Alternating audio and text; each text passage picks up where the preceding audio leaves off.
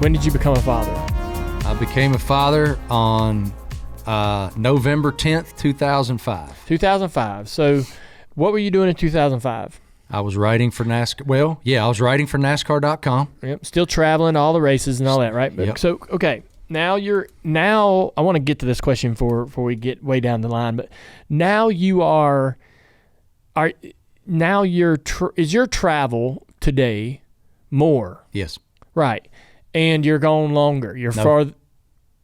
You're thinking your trips are shorter. I am. You're in and out. I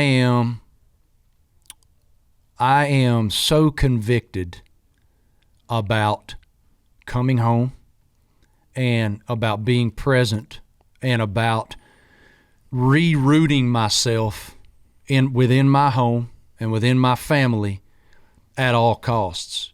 And that's not always easy. I could go assignment to assignment, but if I can get in to the University of Alabama and I can do a feature for College Game Day, and then I can turn right around, go back to Birmingham Airport and fly home, even if I land at 10:30 at night and I get home at 11:30 at night, I sleep in my bed with my wife, and I get up and I make my kids their lunches and their breakfasts, and I take my girls to carpool, and then I'll go back to the airport again to fly somewhere else.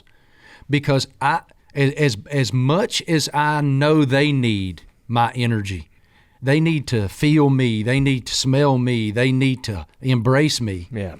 I need it too.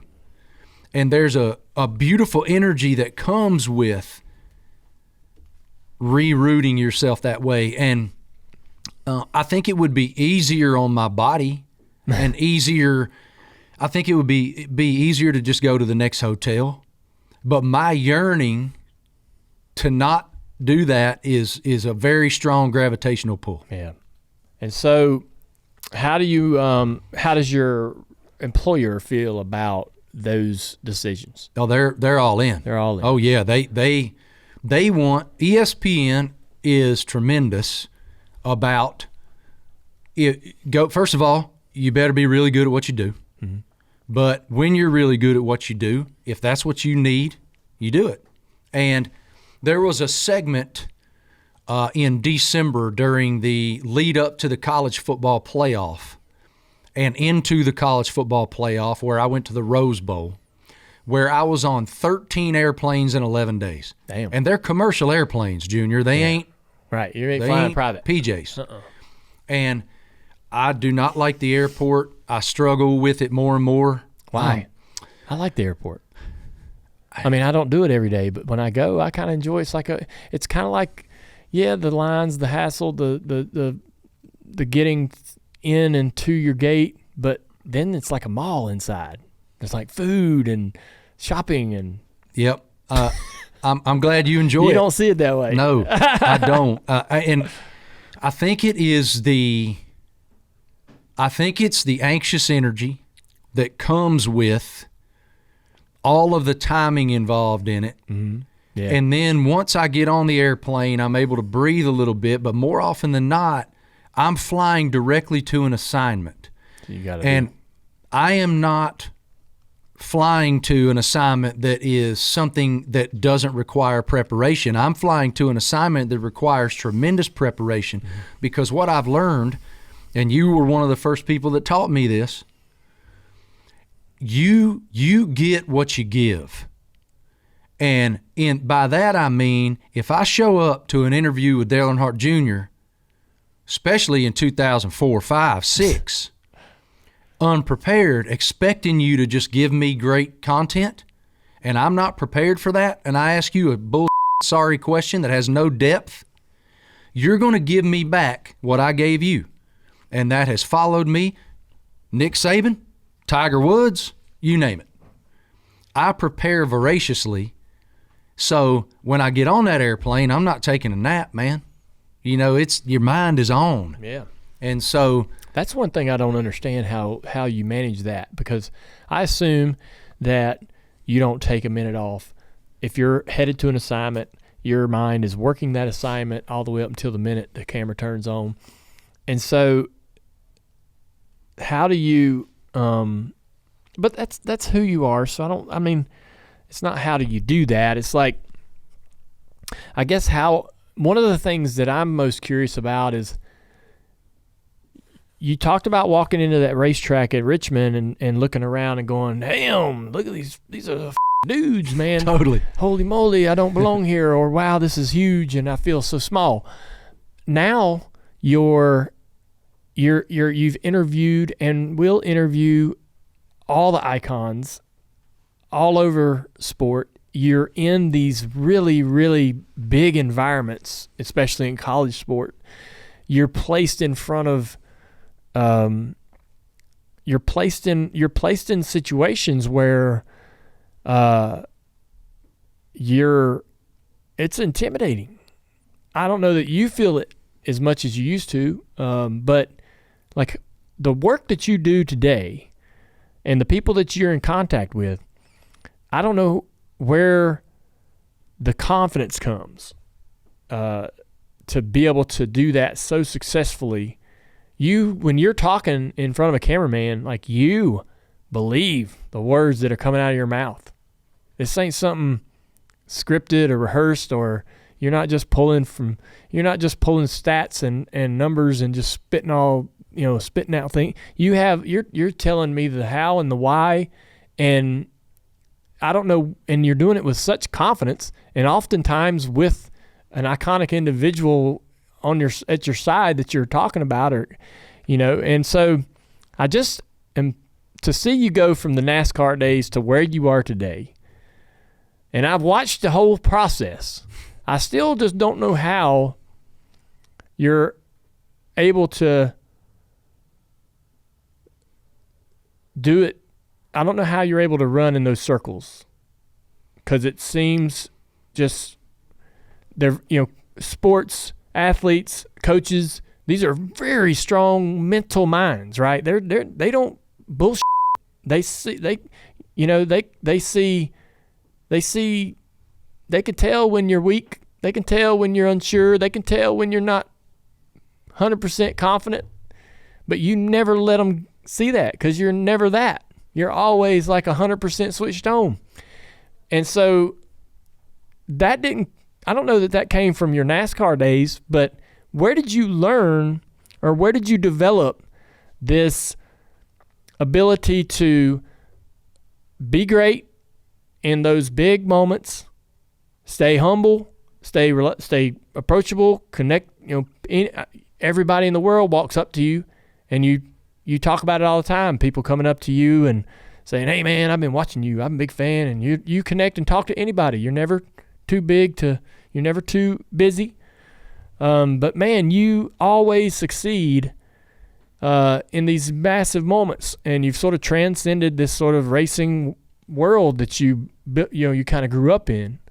Now you're this sports guy. You're not just Marty the NASCAR.com guy that you were decades ago. How did that happen? That, to me, I think, is the one thing that I can't understand about you. I know you're 47 years old. You got a lot of years. You got a lot of experience. I think it's a multi-tiered answer. I think, first of all, I think it was people who believed in me, and those were people who had no real reason to believe in me yet. They gave me time, insight, perspective, vulnerability, storytelling that I hadn't earned and didn't deserve. And I remember when and I'll tell you too, it's also Laney, because if you're somebody who is evolving, we're all evolving, but if you're somebody who is doggedly determined in that evolution to prove that you belong, and not only belong, but that you are a voice of reason and a voice that should be respected, you have to have a very, very strong partner. And I said to her recently that the man she married is not the man she's married to now. I've been married to my wife for 24 years. I've been with my wife for 27 years. And the man she married was just a damn heathen, and trying to figure myself out and try to build some kind of career and all those things. And the man she's married to now, I feel like, and I hope, is the best version yet, because I've had enough failure and I've repurposed enough of that failure as fuel to continue to try to grow and evolve.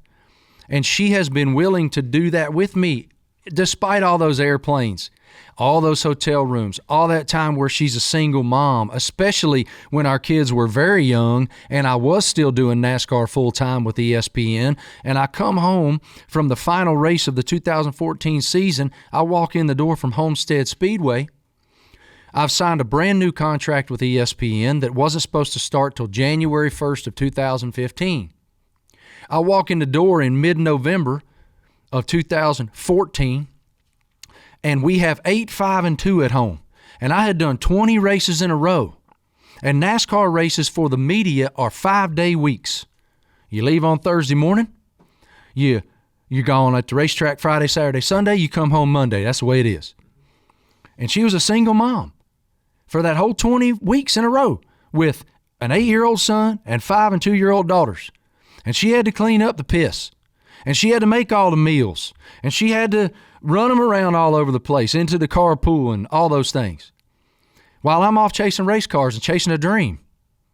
So I come home from that race, and I walk in the door, and by God, hey, Dad's home. I'm ready to strong arm all the strife into a cord. Drop my bags, and at the time we were living in a different neighborhood, and it was a wide open floor plan, and I look across the house, and she's right over here at the kitchen sink with her back to me. And I expect, welcome home, honey. She turned around. She had tears running down her face, and she said, Martin, I just need you home. I got to have you home, because she was exhausted. Damn. And I considered myself, I guess conceited was the word I would use, or insecure or something, because I didn't say anything, but I did not take the right approach to that. That hurt me, and I postured as a result of that. Like she wasn't telling me I'd done something wrong. Yeah. She was simply telling me, I'm so glad you're here because I need help. Yeah. And then I told her, don't worry, honey, I'm not going anywhere for 6 weeks. And when January gets here, I don't know where I'm going. I sat down on my couch. I opened up my phone. Very first email is from a guy named Lee Fitting. And Lee Fitting was the executive producer of College Game Day, arguably the biggest property at our company. And it said, hey, Marty, Lee Fitting, I'm the executive producer of College Game Day. I love your passion. It belongs in college football. You need to start studying it, because I'm going to embed you with one of the 4 teams that qualify for the inaugural college football playoff. And I'm sitting here looking at this going, holy shit. So I called her, and I said, hey. And she answered the phone. She will dispute this to this day. But she answered the phone, where are they sending you? She just knew. And trying to explain to her the opportunity that was at hand right there was impossible, because she didn't care. No. She wanted me. She didn't care. But I had to tell her, if you'll just trust me on this email is a treasure map. Because I know if I'm willing to follow its direction and dig deep enough within inside myself, we're going to have riches beyond our wildest dreams. And I ain't talking about money. I'm talking about life experience. Yeah. And she will tell you she didn't have any choice, because I was going to do it, and she was right. And we have had tremendous life experience. But really, that's the foundation of it, is her willingness to tolerate it. And then there's just been countless people, whether that's Coach Saban, who's supposed to be this crazy, intimidating figure. First time I met him, I'm standing in his driveway in Tuscaloosa, Alabama. And he walks out of the house, and he's got this smile on his face, and he walks around and shakes hands with every single person in the crew. And we get in his car, and I start asking him questions, because I had prepared what I thought were questions that might at least not be the same he gets asked all the time. And he laughed a lot. Horse laughed. Damn horse laughed. And I thought, man, I might have something here. But he could have been standoffish. He could have been rude. I've never met this guy before. And he's one of those people that if he doesn't know you, he might not be that open. So there's been so many of them. And I'm sure I've told you the Tiger Woods, first time I met Tiger Woods. Mm-hmm. Oh, my God, you're directly involved in this story. So I get the opportunity in March of 2018 to go interview Tiger Woods. And we are interviewing him at Medalist Golf Club down in Hobe Sound, Florida, his sort of home course. And the way I operate now, which you're also directly involved in another way, is I will study my ass off, and I will prepare any question that enters my mind during the study, I'll put on paper. Yeah. I don't care what it is, I'll put it on paper. Well, then, when I feel like I've studied as much as I can, I will pare that list down, ultimately to about 10 questions. And then I will study those 10 questions and study those 10 questions over and over again. And then before the interview starts, I'll crumple it up and throw it away. Because I want us to have a conversation. I want to have open ears and a closed mouth. Mm-hmm. So I'm sitting in the lobby of the Medalist Golf Club preparing for Tiger Woods. And I'm going over those 10 questions, over and over again. And I do have some anxious energy. It's Tiger Woods. Mm-hmm. So all of a sudden, this shadow washes across the doorway. And I look up and to my left, and it's Tiger Woods. And I jump up. I'm like, jump up to shake his hand. He goes, hell no, brother, bring it in. And he gives me this big hug. I'm like, wow.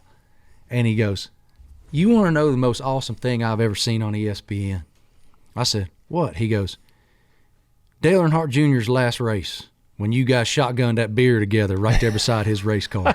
He said, when I saw you do that with him, I knew that's my guy. I'm going to get along with that guy. Yeah. And him saying that disarmed any insecurity or anxiety I had about doing that interview with him, and he was amazing to me that day. And I just felt like it was so wonderful that him seeing that, our friendship together, because that was one of the most special moments of my life when we had that moment together, and that it really injected into him that, man, this dude's a regular dude who appreciates his friends and cares about them on a human level. Mm-hmm. Super cool. Yeah.